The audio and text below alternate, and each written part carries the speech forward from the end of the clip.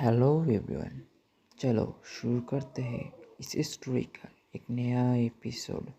और तुम सब तुम्हारे कानों में ईयरफोन ज़रूर से लगा लेना, क्योंकि स्टोरी को अच्छी तरह समझने के लिए ईयरफोन ज़रूरी है। और चलो शुरू करते हैं एक नया सफ़र। वैभव दरवाजा खोलता है। सबसे आगे सीमी थी, उसके पास ही वीरा और आशु खड़े थे और उनके पीछे कुछ दूरी पर शिवेश खड़ा था। वैभव सीमी को देख बोला, तुम यहाँ क्या कर रही हो?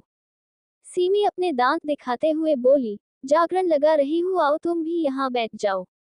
वीरा सीमी को टोकते हुए बोली, सीमी ये कैसे बात कर रही हो तुम, और तुम इन्हें कैसे जानती हो? सीमी कुछ बोलती उससे पहले ही वैभव बोला, वो हम दोनों एक ही कॉलेज में पढ़ते हैं। आप आइए ना अंदर, सभी आप लोगों का ही वेट कर रहे हैं। विराहा में सर हिला देती है और अंदर आ जाती है। सीमी और आशु भी उसके साथ आ जाते हैं। वैभव भी सीमी के पीछे पीछे लिविंग रूम में आ जाते हैं। विरा बिल्कुल भी नर्वस नहीं होती। विरा दादाजी पास जाती है और उनके पैर छू लेती है। दादाजी विरा को आशीर्वाद देते हुए बोले, सदा खुश रहो बेटा। विरा दादी जी पैर छूती है। दादी जी विरा को आशीर्वाद देते हुए बोली, मानना पड़ेगा अशोक के पिताजी, आपने बहू बड़ी सुंदर ढूंढी है। दादाजी एक प्राउड वाली स्माइल हंसते हुए बोले, हमने सभी काम अच्छे किए हैं, बस एक आपसे शादी करते वक्त पता नहीं कैसे धोखा खा गए। दादी घुरकर दादाजी को देखती है। बाकी सभी दादा की बात पर हंस देते हैं। विरा मानसी जी के पैरे छूती है। मानसी जी खुश रहने का आशीर्वाद देते हुए बोली, कैसे हो बेटा आप? विरा मुस्कुराते हुए बोली, मैं ठीक हूँ आंटी। विरा विशाखा जी के पैर छूने को हुई कि विशाखा जी विरा को गले लगा लेती है। अंश तो हमारी आशु को देख रहा था, वही शिवेश भी अब तक सबके पास आ जाता है। विरा शिवेश को देख मुंह बना लेती है। विरा आशु और सीमी से सबको मिलवाती है। दादी जी विरा को अपने पास बैठा लेती है। मानसी जी को विरा बहुत पसंद आती है। विशाखा जी विरा को देख मानसी जी से बोली, दीदी कैसी लगी आपको आपकी बहू? बहुत प्यारी है, मानसी जी मुस्कुराते हुए कहती है। शिवेश अंश के पास बैठा था। अंश विरा को देख शिवेश के कान के पास जाकर बोला, तुमने मुझे बताया नहीं कि तू विरा से शादी कर रहा है? शिवेश अंश को घूरते हुए बोला, तो तूने मुझे कब बताया तू विरा को लाइक करता है? क्या बकवास कर रहा है तू? और ये तुझे किसने कहा? अंश शिवेश को घूरते हुए बोला, मुझे क्या, पूरे ऑफिस में इस बात के चर्चे चल रहे हैं। तुमने ही मुझसे छुपा कर रखा था, शिवेश नोमल टोन में कहता है। अंश इरिटेट होते हुए बोला, अरे यार ऐसा नहीं है, मैं विरा को अपनी बहन मानता हूँ, उस नज़र से नहीं देखता मैं विरा को। तभी दादाजी शिवेश को देखते हुए बोले, विरा आपको आते वक्त कोई परेशानी तो नहीं हुई ना? दादा का सवाल सुन शिवेश के चेहरे का रंग उड़ जाता है। शिवेश मन ही मन बोला, यार आप मेरे दादा हो या दुश्मन, क्यों ऐसे सवाल पूछ रहे हो? विरा दादाजी को देख बोली, नहीं दादू मुझे कोई प्रॉब्लम नहीं हुई। आशु दादाजी को देखते हुए बोली, अच्छा दादाजी, हमें हमारे जीजू से तो मिलवा दीजिए, कहाँ है वो? दादाजी कुछ बोलते उससे पहले अंश शिवेश की ओर हाथों से इशारा करते हुए बोला, ये रहे आपके होने वाले जीजाजी। आशु कुछ बोलती उससे पहले विरा जल्दी से खड़े होते हुए बोली, क्या ये डफ्फा इसके साथ होगी मेरी शादी होगी? सभी हैरानी से विरा को देखने लगते हैं। शिवेश खुद के लिए डफ्फा सुन खड़ा होते हुए बोला, ओ मिस यूनिवर्स, आप डफ्फा किसको कह रही है? विरा कमर पर हाथ रखते हुए बोली, आपको बोल रही हूँ डफ्फा ही नहीं, आप तो जल्लाद हो जल्लाद। अंश सर सही कहते हैं आपके लिए। शिवेश अंश को घूरते हुए बोला, तुमने इसे क्या कहा है? अंश एक नजर शिवेश को देख विरा को देखते हुए बोला, यार विरा मुझे क्यों बीच में ले रही हो, तुम दोनों आपस में सलटो ना। इसमें सलटना क्या है, मैं इस अकड़ू से शादी नहीं कर रही, बस सॉरी दादू। विरा दादाजी को देख बोली, तो मैं कौन सा तुमसे शादी के लिए मरा जा रहा हूँ, मुझे भी तुम जैसी रूड लड़की के साथ शादी नहीं करनी। दादू आप भी सुन लो। शिवेश गुस्से में विरा को घूरते हुए बोला। घर वाले तो कभी विरा को देखते तो कभी शिवेश को। आशु विरा को देख सीमी से बोली, सीमी मुझे चिकुटी काट कहीं मैं सपना तो नहीं देख रही, ये विरा ऐसा बर्ताव कर रही है? सीमी विरा को देखते हुए ही आशु को जोर से चिकुटी काट देती है। आशु की चीख निकल जाती है। सभी अब आशु को देखने लगते हैं। दादी आशु को देख बोली, बेटा अब आपको क्या हुआ है? आशु दादी को देख विरा की ओर इशारा करते हुए बोली, आज पहली बार इसे इतना बोलता देखा है दादी, यकीन नहीं हो रहा है ये हमारी विरा है, इसलिए चिकुटी काट कर खुद को यकीन दिला रही हूँ। मानसी जी विरा को देख बोली, बेटा कुछ हुआ है क्या आपके और शिवेश के बीच में? आप क्यों इनसे शादी नहीं करना चाहती? विरा खुद को शांत करते हुए बोली, नहीं आंटी, ये बस मुझ पर गुस्सा करते रहते हमेशा, इसलिए कह रही हूँ। विरा की बात सुनकर मानसी जी घुरकर शिवेश को देखने लगती है। दादाजी शिवेश और विरा को देख बोले, मुझे तुम दोनों से अकेले में बात करनी है, मेरे साथ आओ। इतना कहकर दादाजी खड़े होकर अपने रूम की ओर चले जाते हैं। शिवेश और विरा एक दूसरे को घूरते हुए दादा के पीछे चले जाते हैं। विशाखा जी जाते हुए शिवेश को देखते हुए बोली, आज शिवेश पहले वाले शिवेश के जैसा लग रहा है ना? मानसी जी और दादी हाँ में सर हिला देती है। वैभव सीमी को देख बोला, अब समझ आया इतना गुस्सा कहाँ से आया है तुम्हें? सीमी घुरकर वैभव को देखती है। आशु मानसी जी और विशाखा जी से बात करने लग जाती है, वहीं सीमी दादी के पास बैठ उनसे बात करने लगती है। कुछ ही वक्त में दादी और सीमी में अच्छी बनने लगी। वही दादाजी रूम में खड़े थे, उनके सामने विरा और शिवेश खड़े थे। दादाजी विरा को देखते हुए बोले, विरा हमने क्या कहा था आपको याद है ना? विरा हमें गर्दन हिला देती है। तो अब क्या फैसला है आपका? विरा एक नजर शिवेश को देख दादाजी से बोली, मैं शादी के लिए तैयार हूँ। दादाजी प्यार से विरा के सर पर हाथ फेरते हुए शिवेश को देख बोले, अगर अब हमारी बहू पर गुस्सा किया ना तो हमसे बुरा कोई नहीं होगा। शिवेश दादाजी को देख बोला, पर दादू। दादाजी हित दिखाकर शिवेश को रोकते हुए बोले, हमने जो कहा है वो कीजिए। इतना कहकर दादाजी चले जाते हैं।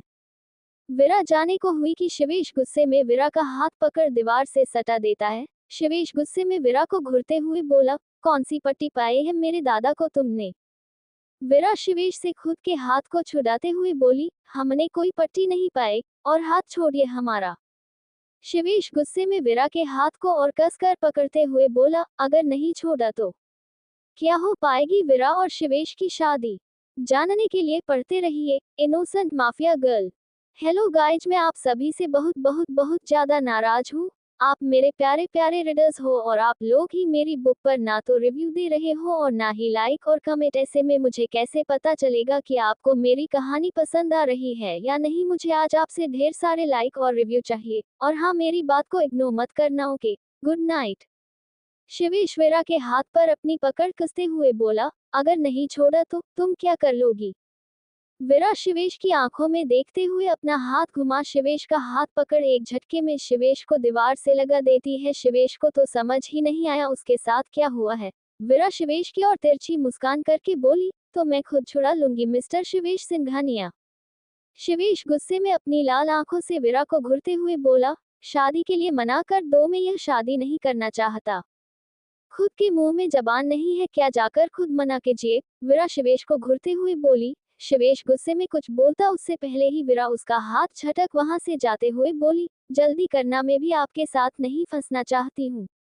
शिवेश जाती हुई विरा को देखते हुए मुस्कुराते हुए बोला, वाह, अच्छा बहाना बना लेती हो तुम। मेरी धन दौलत देख मन ललचा गया तुम्हारा, और सभी को ऐसे जता रही हो जैसे तुम्हें इस शादी में कोई दिलचस्पी नहीं है।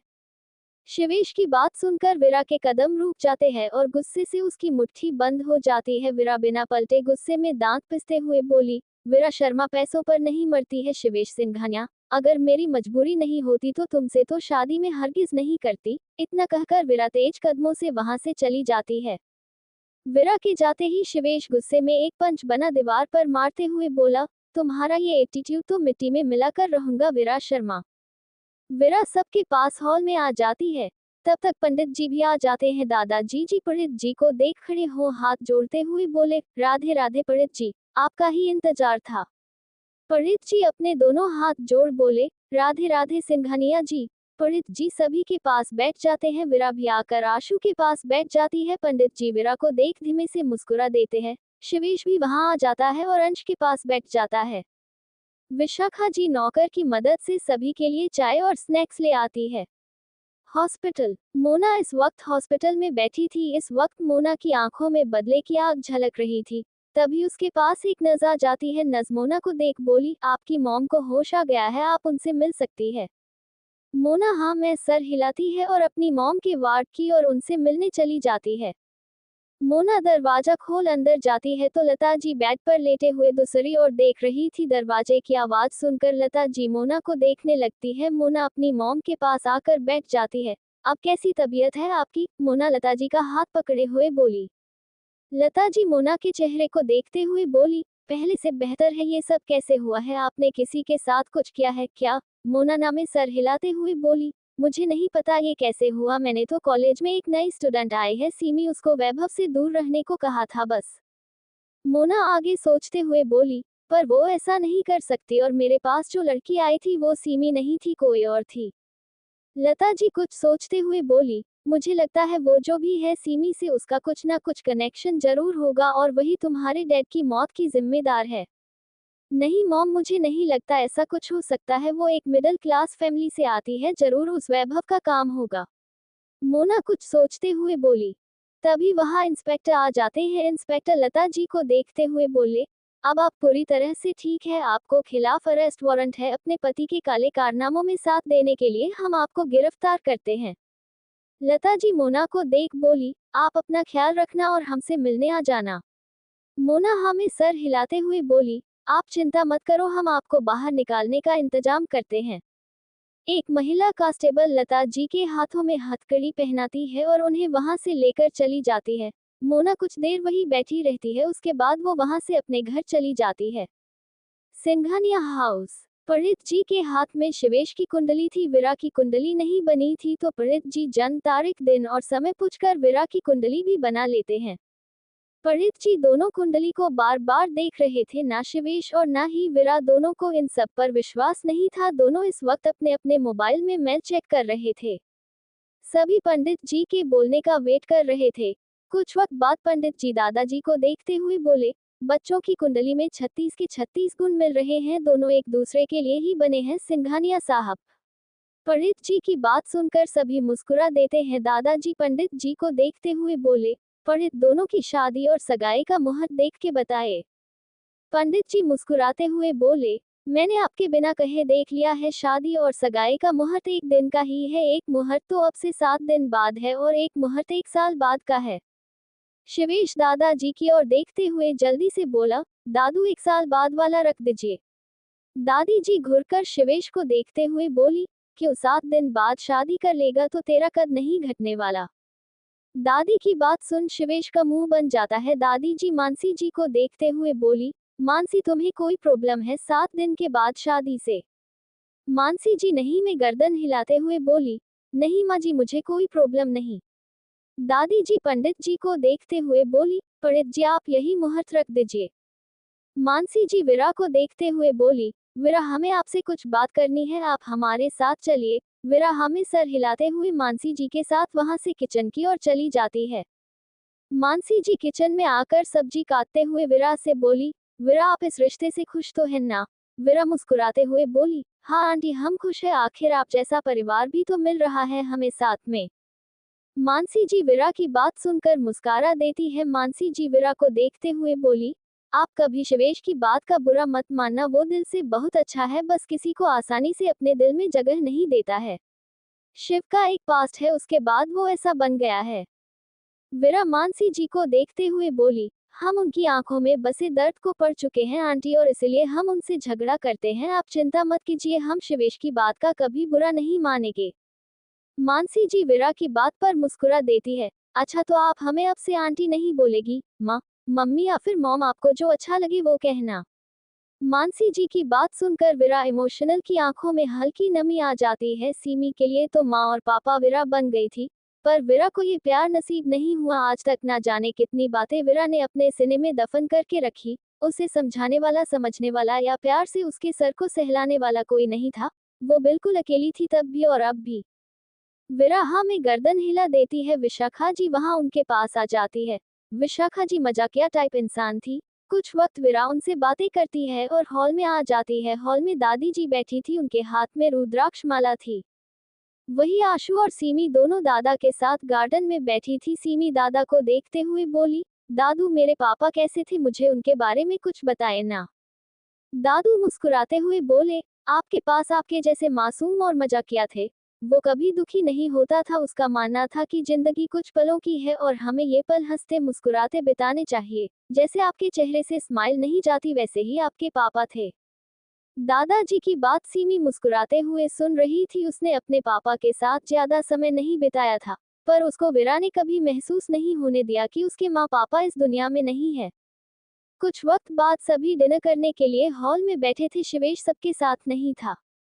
वही एक बाइक सवार इस वक्त सड़कों पर फुल स्पीड में बाइक दौड़ा रहा था। कुछ वक्त बाद उसकी बाइक एक जगह आकर रुकती है। बाइक सवार कुछ देर बाइक पर बैठे बैठे ही उस घर को देखता रहता है। उसकी आंखों के सामने एक लड़की और लड़के का दृश्य चलने लगता है। लड़की नीचे आलती पालती मारे बैठी थी और लड़का उसके बालों में तेल की मालिश कर रहा था। वो लड़की बार बार इधर से इधर हिल रही थी। वो लड़का लड़की को डांटते हुए बोला, रिद्धिमा हिलना बंद करो, आराम से बैठी रहो।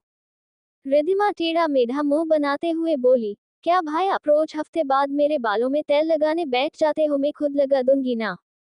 वो लड़का उस लड़की को डांटते हुए बोला, तू चुपचाप बैठी रह, इतनी भी बड़ी नहीं हुई तू, आए बड़ी मैं खुद लगा लूंगी। वो लड़की जल्दी से लड़के के हाथों को अपने बालों से हटाते हुए वहां से भाग जाती है। वो लड़का भी लड़की के पीछे भागते हुए बोला, रुक, तू ऐसे नहीं मानेगी, मैं बताता हूँ तुझे। वो लड़की पीछे देख हंसते हुए भाग रही थी, आगे आ रहे लड़के से टकरा जाती है। वो लड़का पीछे आते हुए बोला, अच्छा हुआ तू आ गया, अब इस आफत की पुड़िया को तू ही संभाल। वो लड़की मुस्कुराते हुए उस लड़के से अलग हो जाती है और उसको पकड़ अपने साथ अंदर ले जाती है। फिर तीनों मौज मस्ती करने लग जाते हैं। बाइक सवार लड़का उस घर को देखते हुए नम आंखों से बोला, सॉरी बच्चा, आपका भाई आपको उन दरिंदों से नहीं बचा पाया, पर मैं उन सबको बहुत बुरी मौत मारूंगा, आपके भाई आपको इंसाफ दिलाकर रहेंगे। तभी उस लड़के का फोन बजने लगता है। वो लड़का अपना फोन देखता है तो उस पर शिवेश का कॉल आ रहा था। वो लड़का कॉल उठा, फोन कान के लगा लेता है। सामने से शिवेश की आवाज आती है, तुझे कितनी बार कहा है रुद्र वहां मत जाया कर, आज तू फिर से वहां है। रुद्र मुस्कुराते हुए बोला, तुझे हर बार मेरे बताने से पहले कैसे पता चल जाता है, मैं बस अभी जा रहा हूँ यहाँ से। शिवेश रुद्र का ध्यान भटकाते हुए बोला, मैंने तुझे कुछ काम दिया था, किया तुमने? क्यों नाटक करते करते बोर हो रहा है क्या? रुद्र हंसते हुए बोला। शिवेश हल्का नाराजगी जताते हुए बोला, यार मुझको उसे देखते ही इरिटेशन होती है और अब तो उसको मेरी असिस्टेंट और बना लिया है मैंने। रुद्र हंसते हुए बोला, तो क्या मजे कर, उसके साथ कितनी सुंदर लड़की है वो। शिवेश इस बार गुस्से में बोला, तू जल्द से जल्द पता लगा वो किस मकसद से आई है। Okay okay, cool down. और हाँ, मेरे दोस्त मैं कल से ऑफिस ज्वाइन कर रहा हूँ, उसका पता लगाने को कहा है, कुछ वक्त में हमें पता चल जाएगा। रुद्र शिवेश को गुस्से में देख सीरियस होते हुए बोला। शिवेश कुछ देर इधर उधर की बातें करके रुद्र का मन भटकाता है और उसके बाद कॉल कट कर देता है। रुद्र एक आखिर बार उस घर को नजर भर देखता है और वहां से चला जाता है। सिंघानिया हाउस। वीरा सभी के साथ लिविंग रूम में बैठी थी। वीरा खड़े होते हुए बोली, अच्छा दादी, अब हम चलते हैं, बाद में मिलेंगे। दादी वीरा को देख बोली, अरे अभी तो तुम लोग आई थी, अभी जा रही हो? सीमी दादी के पास जाते हुए बोली, क्या स्वीट हार्ट, हमें आए हुए 4 घंटे हो गए हैं, तुम अभी कह रही हो? दादी मुस्कुराते हुए बोली, ठीक है जानू, जाओ, पर मुझसे मिलने जरूर आना। सीमी हमें सर हिला देती है। सभी दोनों की बातें सुनकर मुस्कुरा देते हैं। वीरा, आशु और सीमी वहां से जाने लगती है तो दादू वैभव को देखते हुए बोले, वैभव जाओ, बच्चियों को घर छोड़कर आओ। वैभव हमें सर हिला देता है। वीरा दादाजी को मना करते हुए बोली, दादू हम चले जाएंगे, आप क्यों वैभव को परेशान कर रहे हो? मानसी जी और विशाखा जी दोनों एक साथ बोली, नहीं बेटा, वैभव आपको छोड़ देगा।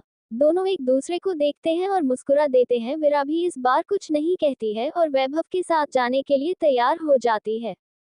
कुछ वक्त बाद चारों गाड़ी में बैठे थे। उनकी गाड़ी सड़कों पर हवा से बातें कर रही थी। सीमी वैभव के साथ आगे बैठी थी, आशु और वीरा पीछे बैठे थे। रिद्धिमा को क्या हुआ था और किसने मारा? क्यों कर रहा है शिवेश रागिनी के साथ प्यार का नाटक? जानने के लिए पढ़ते रहिए innocent mafia girl. Hello guys, मैं आप सभी से बहुत बहुत बहुत ज्यादा नाराज हूँ। आप मेरे प्यारे प्यारे रीडर्स हो और आप लोग ही मेरी बुक पर ना तो रिव्यू दे रहे हो और ना ही लाइक और कमेंट। ऐसे में मुझे कैसे पता चलेगा कि आपको मेरी कहानी पसंद आ रही है या नहीं? मुझे आज आपसे ढेर सारे लाइक और रिव्यू चाहिए। और हाँ, मेरी बात को इग्नोर मत करना, okay? Good night. Vaibhav Chauri Chauri सीमी को देख रहा था। सीमी ने तो वैभव को इग्नोर कर दिया था। सीमी फोन देख रही थी। रास्ता 1 घंटे का था। 1 घंटे के बाद वैभव की गाड़ी वीरा के अपार्टमेंट के आगे आकर रुकती है। वीरा और आशु दोनों गाड़ी से बाहर आ जाती है। सीमी गाड़ी में ही सो गई थी। वैभव की नजरें सीमी के मासूम चेहरे पर टिकी थी। विरा सीमी को गोद में उठाने को हुई तो वैभव विरा को रोकते हुए बोला, भाभी आप रहने दीजिए, मैं उठा लेता हूँ। विरा वैभव की ओर देखते हुए बोली, नहीं वैभव मैं उठा लूंगी, यह पहली बार ऐसे नहीं सो रही है और मैं हमेशा से इसे उठाती रहती हूँ, आप आइए अंदर चलते हैं। वैभव सीमी को देखते हुए बोला, नहीं भाभी अभी लेट हो गया है, कल मिलते हैं, वैसे एक बात कहो। विरा हाँ में सर हिलाते हुए बोली, हाँ कहिए। वैभव एक गहरी लंबी सांस लेकर बोला, आपको प्रॉब्लम नहीं हो तो कल से मैं सीमी साथ में कॉलेज जा सकते हैं। आशु जो विरा के पास खड़ी फोन चला रही थी वैभव की ओर देखते हुए बोली, इसमें विरा को क्या प्रॉब्लम है, दोनों एक कॉलेज में पढ़ते हो तो तुम विरा को ले जा सकते हो, क्यों विरा? विरा हाँ में सर हिलाते हुए बोली, ओके कल सीमी को जाते वक्त पिकअप कर लेना। वैभव के चेहरे पर एक बड़ी सी स्माइल आ जाती है। वैभव मुस्कुराते हुए हाँ में सर हिला देता है। विरा सीमी को गोद में उठा लेती है और वैभव को गुड नाइट बोलकर सीमी को अंदर ले जाती है। आशु भी उसके साथ चली जाती है। वैभव मुस्कुराते हुए वहां से चला जाता है। विरा सीमी को बेड पर सुला देती है और ब्लैंकेट ठीक कर उसके माथे पर किस कर देती है। सीमी के फेस पर एक प्यारी सी स्माइल आ जाती है। विरा भी सीमी को देख मुस्कुरा देती है और अपने रूम में चली जाती है। कुछ वक्त में विरा शावर लेकर बाहर आती है और बेड पर लैपटॉप लेकर बैठ जाती है। आशु भी विरा के कमरे आ जाती है। आशु बेड पर पसरते हुए बोली, यार तू काम करते करते बोर नहीं हो जाती? विरा लैपटॉप पर अंगुली चलाते हुए बोली, बिजनेस मेरी हॉबी है तो मैं इससे बोर नहीं होती। वैसे शिवेश सिंघानिया हमसे पार्टनरशिप करना चाहता है, उसका मेल आया हुआ है। आशु झटके से बेड पर बैठते हुए बोली, क्या जेजू हमारे साथ पार्टनरशिप करना चाहते? ये तो बढ़िया बात है, दोनों कंपनियों के लिए फायदेमंद है। विरा एक तिरछी मुस्कान के साथ मन में बोली, उस खडूस सिंघानिया से इतनी जल्दी पार्टनरशिप, नो वे। कुछ देर विरा और आशु मिलकर काम करती है। तभी विरा के पास रोनित का कॉल आता है। विरा कॉल उठाते ही बोली, सुमित खुराना की डेड बॉडी कहाँ है? रोनित उधर से परेशान आवाज में बोला, मैंने पता करवाया है पर हॉस्पिटल जाने के बाद सुमित खुराना की बॉडी को बदल दिया गया, उनकी जगह किसी और की बॉडी को जलाया गया है। मतलब ये कि सुमित खुराना मरा नहीं है, दुनिया के सामने उसे मरा हुआ बताया गया है और ये इंस्पेक्टर सुमित खुराना से मिला हुआ है, पता करो खुराना है कहाँ और हाँ इसकी बेटी पर नजर रखना। विरा रोनित को ऑर्डर देते हुए कहती है। रोनित ओके कहकर कॉल कट कर देता है। आशु जो विरा की बात सुन रही थी विरा को देख कहती है, सुमित खुराना की वाइफ तो जेल में है ना? विरा हमें सर हिलाते हुए बोली, हाँ दुनिया को दिखाने के लिए सिर्फ मामला ठंडा होते ही वो जेल से बाहर आ जाएगी। अच्छा चलो तुम सो जाओ, कल से तुम्हें ऑफिस भी जाना है। आशु हाँ मैं सर हिलाते हुए जाने लगती है। तभी बाहर से उसे ढेर सारे पटाखे फोड़ने की आवाज आती है। आशु खिड़की के पास जाती है तो बाहर बहुत सुंदर दृश्य था। आसमान में जगह जगह आतिशबाजी की जा रही थी। विरा भी आशु के पास आ जाती है। आशु विरा को मुस्कुराते हुए गले लगाते हुए बोली, हैप्पी न्यू ईयर डार्लिंग। विरा भी आशु को बैकहग करते हुए बोली, हैप्पी न्यू ईयर। अगली सुबह 2024 का पहला दिन किसी के लिए खुशियों लाने वाला था, किसी के लिए गम, तो किसी को ये साल कुछ अच्छा सिखाने वाला है। पर मोना इस साल में और ज्यादा बुरी होने वाली थी और इसकी शुरुआत मोना ने कर दी है। मोना ने इस वक्त हेयर विंग लगा रखी थी जिससे उसके बाल पहले जैसे नजर आ रहे थे। मोना अपनी दोनों फ्रेंड कृति और समृति के साथ कैंटीन में बैठी थी। आसपास कुछ बच्चे बैठे थे। सभी ने खुराना फैमिली के बारे में सुना था। सभी आपस में इस बारे में बात कर रहे थे। मोना सभी के बातें सुन रही थी पर रिएक्ट कुछ नहीं कर रही थी। मोना मन ही मन वैभव को गालियां दे रही थी। मोना खुद से ही बोली, बस एक बार पता चल जाए वैभव ये सब तुमने किया है, फिर देखना ये मोना तुम्हारे साथ और उस बहन जी के साथ क्या करती है। अपार्टमेंट। वैभव गाड़ी से टैग लगाए सीमी का इंतजार कर रहा था। उसे इंतजार करते हुए 1 घंटा हो गया था। ये लड़की अब तक आई क्यों नहीं, ऐसा क्या कर रही है अंदर, या फिर कॉलेज जा ही नहीं रही है? वैभव अपार्टमेंट की ओर देखते हुए खुद से बोला। तभी उसे सीमी आते हुए दिखाई देती है। उसके साथ आशु और विरा थी। वो दोनों ऑफिस जा रही थी। सीमी को देख वैभव के फेस पर स्माइल आ जाती है। सीमी अपने सामने वैभव को खड़ा देख मुंह बनाते हुए बोली, दीदी ये तुम्हारा देवर सुबह सुबह यहाँ आकर क्यों टपक पड़ा? आशु सीमी के सर पर टपली मारकर बोली, दीदी का देवर तुझे लेने आया है, तू इसके साथ कॉलेज जा रही है। सीमी अपना सर मलते हुए बोली, पर मैं इसके साथ क्यों जाऊं, मैं नहीं जा रही इसके साथ। मेरे नए साल का पहला दिन इस लंगूर के साथ जाकर खराब नहीं करना चाहती। विरा सीमी को घूरते हुए बोली, सीमी क्या बोल रही है तू तुम दोनों एक कॉलेज में पढ़ते हो तो तुम वैभव के साथ जा रही हो, मुझे इस पर कोई बहस नहीं करनी है। सीमी गंदा सा मुंह बना लेती है विरा और आशु की कैब आ जाती है। विरा वैभव को ध्यान से जाने का कहकर कैब में बैठ जाती है। आशु वैभव को हैप्पी न्यू ईयर विश करके विरा के साथ ही कैब में बैठ जाती है। दोनों की कैब वहां से चली जाती है। सीमी गुस्से में वैभव को घूरने लगती है। वैभव सीमी के ऐसे घूरने पर उसे शातिर स्माइल से देखते हुए बोला, क्या हुआ, ऐसे क्या देख रही हो जैसे अभी खाने वाली हो? तुम क्या कोई गुलाब जामुन हो जो मैं तुम्हें खा जाऊंगी? और तुम मुझे क्यों लेने आए हो? सीमी वैभव को गुस्से में घूरते हुए बोली। वैभव सीमी की बात पर मुस्कुराते हुए बोला, अब तुमसे दूर रहने का मन नहीं करता सिली गर्ल, इसलिए तुम्हें रोज लेने आऊंगा और छोड़कर जाऊंगा, और अगर तुमने मना किया तो भाभी को कह दूंगा। सीमी गुस्से में अपनी मुट्ठी कसते हुए कुछ बोलने को हुई, फिर कुछ सोचकर गाड़ी की ओर जाकर पीछे का गेट खोलने लगती है। वैभव सीमी को पीछे बैठता देख बोला, तुम्हें क्या, मैं तुम्हारा ड्राइवर नजर आ रहा हूँ, आगे आकर बैठो। सीमी कंधे उचकाते हुए बोली, मैं नहीं बैठ रही, मैं पीछे बैठकर ही जाऊंगी। वैभव सीमी को घूरते हुए पीछे का गेट खोलकर सीमी को गोद में उठा लेता है और आगे की ओर ले जाने लगता है। सीमी वैभव के कंधे पर मारते हुए बोली, छोड़ो मुझे, ये तुम क्या कर रहे हो? वैभव सीमी को आगे की सीट पर बैठाते हुए बोला, चुपचाप यहाँ बैठो, अगर हिली ना तो क्या क्या कर लोगी तुम? सीमी वैभव को घूरते हुए बोली। वैभव सीमी का सीट बेल्ट लगाते हुए बोला, तो मैं। इतना कहकर वैभव सीमी के होठों पर किस कर देता है। अभी छोटू सा किस दिया है और अगर नहीं मानी तो इससे बड़ा किस कर लूंगा। सीमी गुस्से में वैभव की ओर अंगुली करते हुए बोली, तुम्हारी मैं जान ले लूंगी अगर अगली बार किस किया तो। वैभव मुस्कुराते हुए ड्राइवर सीट की ओर चला जाता है और गाड़ी में बैठ कॉलेज की ओर जाने लगता है। ऑफिस। शिवेश की कार ऑफिस के आगे आकर रुकती है। ड्राइवर उतर कर दरवाजा खोलता है। शिवेश अपना कोट सही करते हुए बाहर निकलता है, तभी उसकी नजर गेट से अंदर आती विरा पर पड़ती है। विरा ने आज ग्रे टॉप के साथ ब्लैक जींस पहन रखी थी और ब्लैक जैकेट पहन रखा था। बालों का पोनीटेल बना रखा था, कुछ बालों की लटें उसके चेहरे पर झूल रही थी। विरा के साथ आशु भी आ रही थी। शिवेश विरा को देख एक शातिर मुस्कान मुस्कुरा देता है। शिवेश अंदर जाने लगता है। विरा भी आशु के साथ कुछ डिस्कस करते हुए आ रही थी। शिवेश विरा के आगे पैर लगा देता है। विरा शिवेश के पैर के ऊपर से चली जाती है। शिवेश हैरानी से विरा को देखने लगता है। विरा थोड़ी आगे चलकर वापस शिवेश के पास आती है। शिवेश को हैरान खड़ा देख विरा बोली, क्या हुआ मिस सिंघानिया, मुझे नहीं गिरा पाए? शिवेश विरा की आवाज सुनकर होश में आते हुए गुस्से में विरा को घूरते हुए बोला, एक्सक्यूज मी मिस विरा शर्मा, ऐसी चीप हरकतें शिवेश सिंघानिया नहीं करता है, और रही बात तुम्हारी तो अब मैं तुम्हारा बॉस हूँ, मेरे लिए कॉफी बनाकर लाओ। इतना कहकर शिवेश वहां से चला जाता है। विरा गुस्से में अपने दांत पिसते रह जाती है और पैर पटकते हुए कैंटीन की ओर जाती है। आशु वहां से रिसेप्शनिस्ट के पास चली जाती है। आशु रिसेप्शनिस्ट से जाकर बोली, हेलो मैं आशु सहगल, आज मेरा पहला दिन है और मुझे अंश सर का सेक्रेटरी अपॉइंट किया गया है। रिसेप्शनिस्ट या मुस्कुराते हुए बोली, हाँ आशु मैम, वो आप अंश सर से मिल लीजिए, वो आपको आपका काम बता देंगे। अंश सर का केबिन 24 फ्लोर पर है। आशु थैंक्स बोलकर लिफ्ट की ओर चली जाती है। सामने से रागिनी आ रही थी। आशु आसपास देखते हुए जा रही थी, उसका ध्यान आगे नहीं था। रागिनी अपना फोन में चैटिंग करते हुए आगे बढ़ रही थी और वो आशु से टकरा जाती है। दोनों की टक्कर में रागिनी का फोन उसके हाथ से छूटकर नीचे गिर जाता है।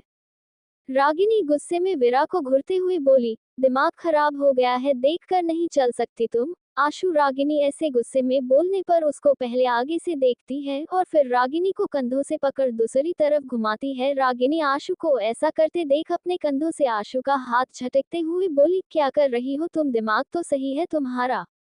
आशु रागिनी को देखते हुए बोली, ओ मैडम, मैं ये देख रही थी कि तुम्हारी आंखें आगे है या पीछे टिक कर आई तो तुम भी हो मुझसे, मैंने तो तुम्हें पागल नहीं कहा। तुम्हारी वजह से मेरा फोन टूट गया। रागिनी अपना फोन उठाते हुए बोली, मेरी वजूद से नहीं, तुम्हारी खुद की वजह से तुम्हारा फोन टूटा है, तो मुझ पर इल्जाम लगाना बंद करो।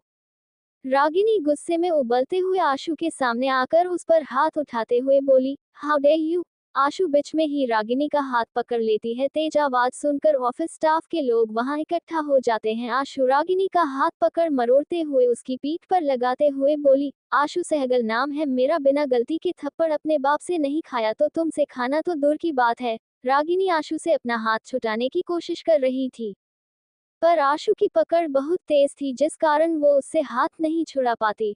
रागिनी अपने हाथ को खींचते हुए बोली, छोड़ो मेरा हाथ। आशु को अब गुस्सा आ गया था और उसे अपना गुस्सा शांत करना जरूरी था, वरना आज कोई तो उसके हाथ से जरूर पीट जाता। आशु झटके से रागिनी का हाथ छोड़ती है और वहां से बाहर की ओर चली जाती है। शिवेश अपने केबिन में बैठा कुछ याद करके मुस्कुरा रहा था और मन ही मन बोला, विरा शर्मा अब से तुम्हें इतना परेशान करूंगा कि तुम शादी से पहले शादी के लिए मना कर दोगी।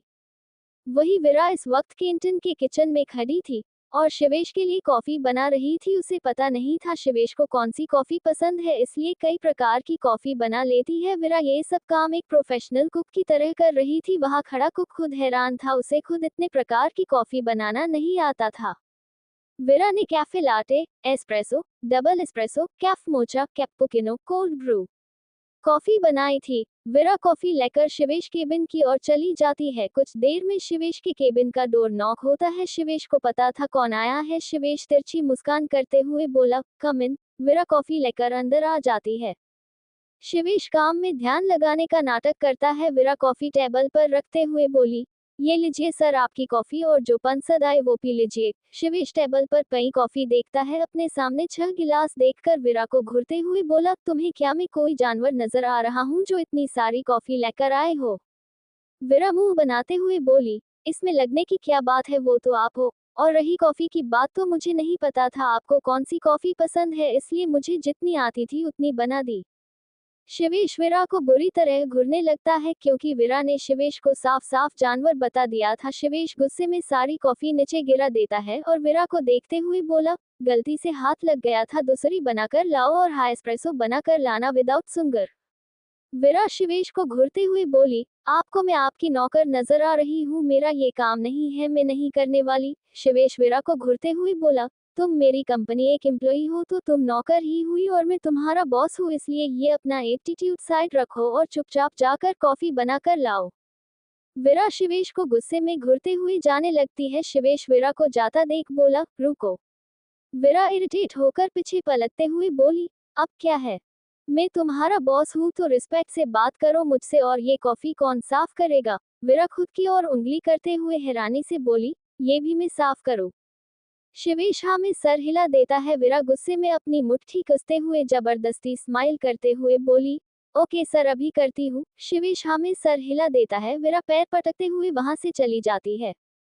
विरा के जाते ही शिवेश मुस्कुराते हुए बोला, अभी तो ये शुरुआत है विरा शर्मा, आगे आगे देखो तुम्हारे साथ क्या क्या होता है। वही विरा बाहर जाते हुए गुस्से में खुद से ही बड़बड़ाते हुए बोली, ये समझता क्या है खुद को, इसे क्या मैं नौकर नजर आती हूँ? अंडरवर्ल्ड की क्वीन हूँ मैं, और इतनी बड़ी कंपनी जिसका टर्नओवर करोड़ों में होता है उसकी सीईओ हूँ, और एक चंपू की शक्ल जैसा आदमी मुझे नौकर समझ रहा, इसकी तो।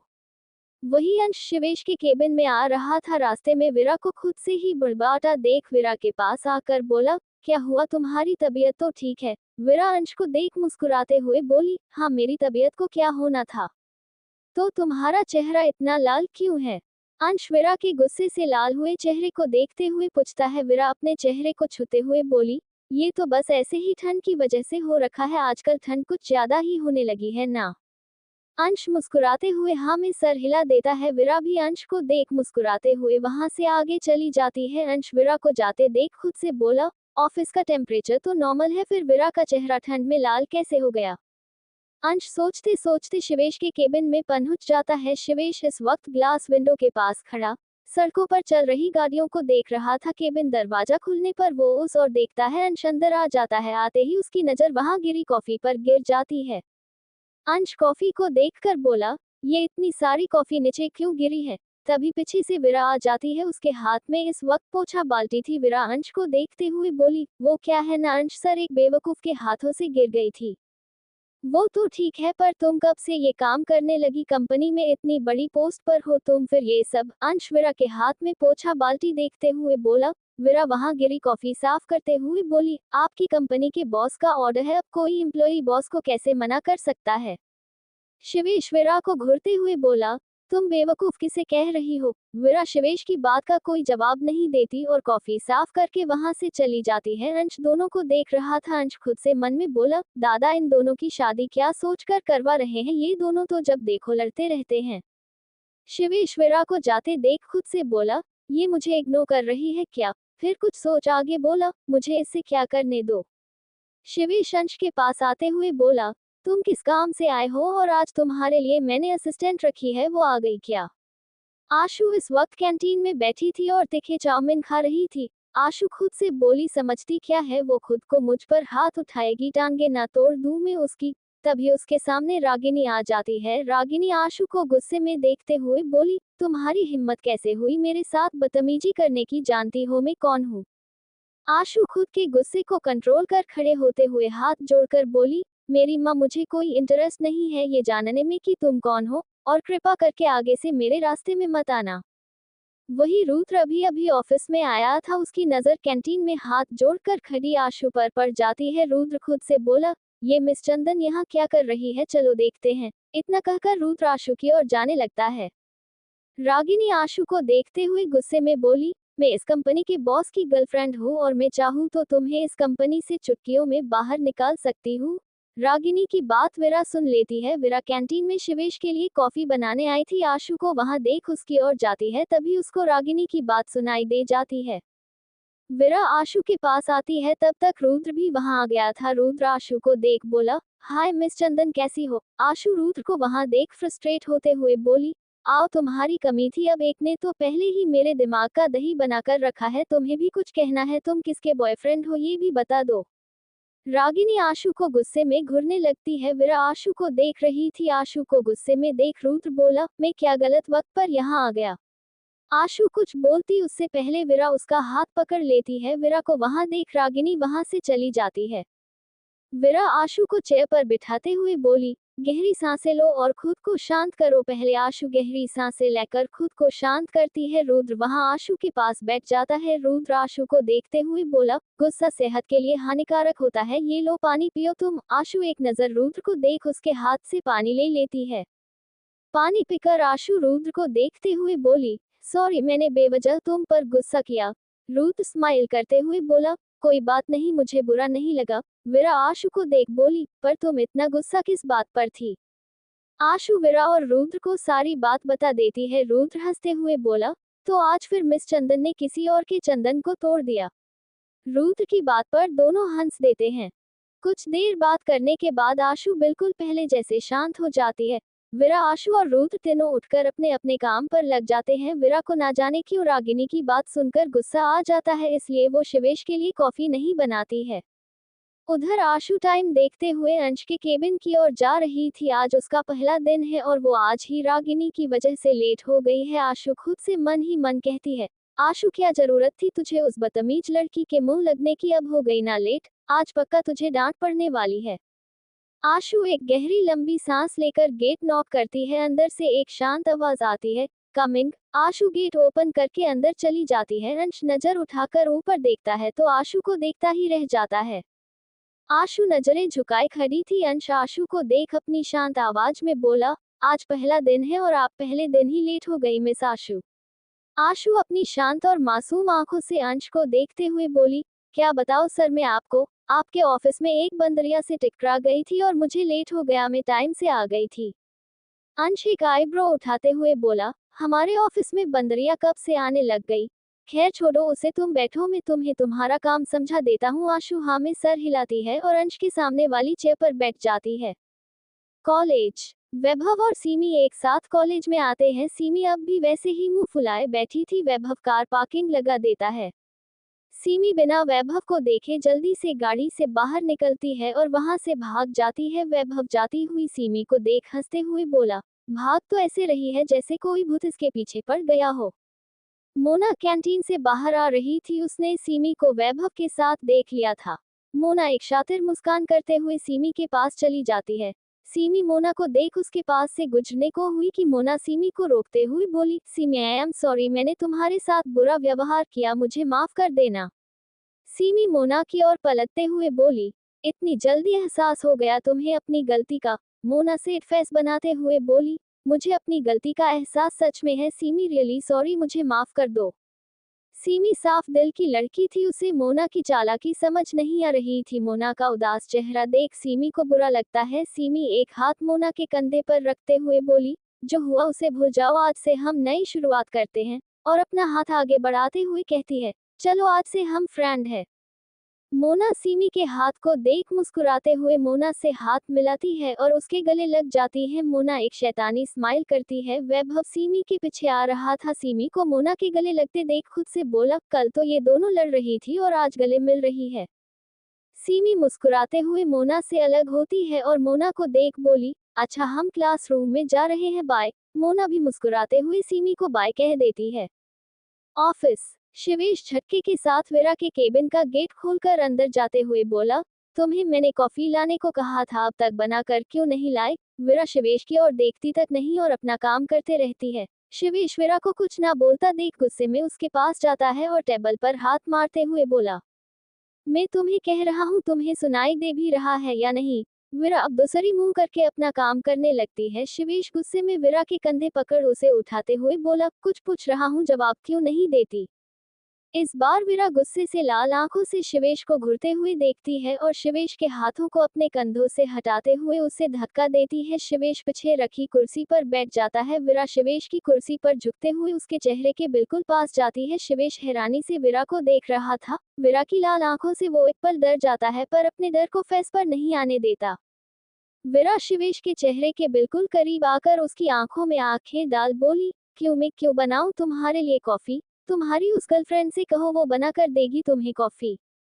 शिवेश अपना सलाइवा गटकते हुए बोला, तुम मुझसे दूर रहकर बात करो, ऐसे पास क्यों आ रही हो?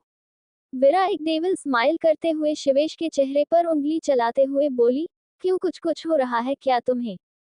वीरा के ऐसे चेहरे पर अंगुली चलाने से शिवेश अपना कंट्रोल खो रहा था। शिवेश वीरा की अंगुली अपने चेहरे से हटाते हुए उसे पीछे की ओर धक्का दे देता है। वीरा शिवेश की धक्का देने से 2 कदम पीछे हट जाती है। शिवेश बिना वीरा को देखे जल्दी से चेयर से उठता है और वहां से भाग जाता है। वीरा शिवेश को वहां से जाता देख डेविल स्माइल कर देती है। शिवेश सीधा अपने केबिन में आता है और सीधा केबिन में बने रूम में घुस जाता है और वॉशरूम में चला जाता है। रागिनी इस वक्त डरी सहमी सी मिस्टर मुकेश अरोड़ा उसके सामने गुस्से में बैठे उसे घूर रहा था। मुकेश रागिनी के मुंह को कसकर पकड़ते हुए बोला, तुम्हें एक काम दिया था, वो भी सही से नहीं कर पाए। रागिनी मुकेश से खुद को छुड़ाते हुए बोली, तुम मुझे दर्द दे रहे हो और मैंने तुम्हारा दिया काम किया था, पर एन वक्त पर उस वीरा ने नया प्रेजेंटेशन बना दिया, इसमें मैं क्या कर सकती हूँ? मुकेश अरोड़ा गुस्से में चिल्लाते हुए बोला, मुझे कुछ नहीं सुनना, मुझे शिवेश को बर्बाद करना समझी? तुम कैसे भी करो, उसके जितने करीब जाना है उतना जाओ, पर उसकी सारी प्रॉपर्टी मेरे नाम करवाओ, समझी? रागिनी एक गहरी सांस लेकर मुकेश अरोड़ा के पास बैठ जाती है और उसके सीने पर हाथ चलाते हुए बोली, वो मेरे जाल में फंस रहा है और जल्द ही मैं उससे उसकी प्रॉपर्टी तुम्हारे नाम करवा दूंगी और तुम अपना बदला पूरा कर लेना, अभी तुम मुझ पर ध्यान दो। मुकेश रागिनी को देख मुस्कुराते हुए उसके चेहरे को पकड़ता है और उसे किस करने लगता है। कुछ वक्त में दोनों के कपड़े कमरे में लावारिस की तरह बिखरे पड़े थे और दोनों की गर्म सांसों की आवाज रूम में सुनाई दे रही थी।